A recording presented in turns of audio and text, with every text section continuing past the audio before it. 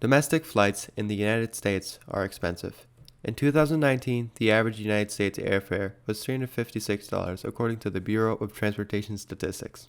In comparison, for an intra-European flight such as Paris to Barcelona, we see that fares can be found for as low as $24. This is not a rare occurrence.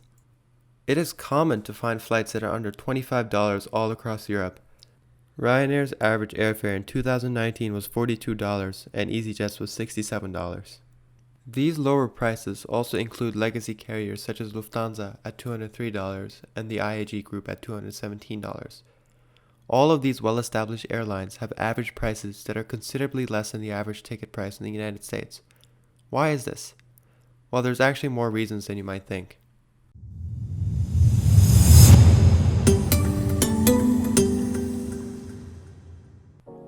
One reason for more expensive prices in the United States is the difference in market structure. There's simply much more competition in Europe. In a 2017 study, The Economist states that the top 4 carriers in the United States, United, American, Delta, and Southwest, accounted for nearly 80% of the market, whereas in Europe the top 4 carriers only controlled 45%. Due to the much larger number of carriers in Europe, it is quite common to have more than 5 airlines operate the same route. For example, a flight from London to Madrid has direct competition from British Airways, Iberia, EasyJet, Ryanair, and Air Europa. This lowers prices significantly since these airlines have to compete with one another for passengers.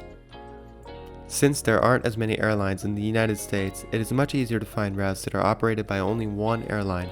For example, United is the sole provider for the DC to San Francisco flights, Delta Airlines for the Atlanta to Salt Lake City, and American Airlines for the Dallas to Miami. These high-demand routes operated by single carriers result in these routes becoming some of the most expensive in the country.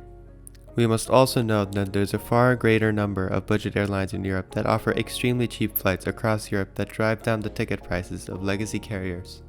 Another factor contributing to more expensive flights in the United States is the number of hub airports. Most US carriers have many more hub airports compared to European airlines.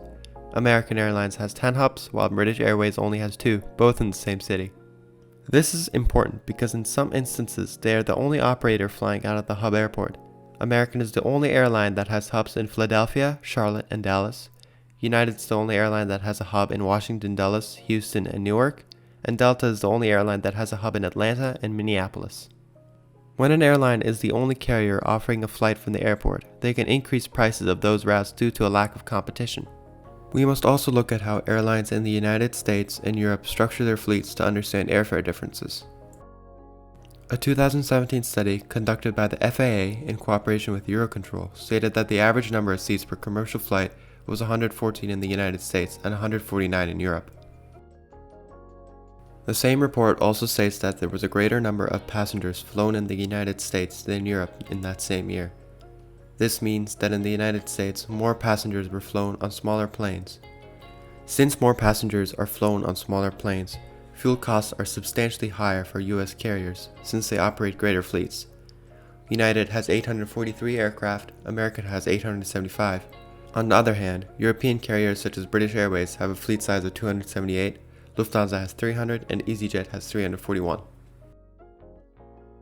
Flights in the United States also tend to have more connecting traffic due to the use of the hub and spoke model. With the usage of this model, passengers from smaller airports will connect to one of the airline's hubs in order to get to their desired destination that does not offer direct service. Let's use Gainesville, Florida as an example. The airport has direct service to only 4 destinations: Atlanta, Charlotte, Dallas, and Miami. A passenger wanting to travel to Los Angeles from Gainesville, Florida, would travel to one of these airports and connect onto a flight to get to their final destination. This model is used more commonly across the United States compared to Europe because there isn't sufficient demand to operate direct flights from smaller communities such as Gainesville, Florida, to larger cities that are much farther away, like Los Angeles. Although this model has its many advantages, there are some notable disadvantages that we have to take into account. The usage of this model creates specific time slots in which planes can land and take off in order to provide shorter layover times for passengers. We can see this in effect at Washington Dulles, where all United departures are between 10 a.m. to 12 p.m. and 5 p.m. to 6:30 p.m. Due to this scheduling, many flights stay on the ground to wait to coincide with the next time slots, and as we know, a plane that is not in the air is not making money, which can cost the airline lost revenue. Where people live also contributes to how or when people fly. Distances around 200 to 300 miles are faster to travel by train rather than by plane. Since Europe's population is almost 3 times as dense, there's far more feasible train routes that simply take less travel time. Trains provide competition over shorter flights in Europe, which is another factor driving prices down. The US population is more dispersed, and there's hardly any train lines outside the Northeast Corridor. A greater majority of US citizens also live in rural areas compared to larger European cities. Therefore, many Americans have to rely on air travel to get where they need to go. This reliance on air travel in rural communities results in increased prices, since most people are willing to pay the price because they don't have any other alternatives.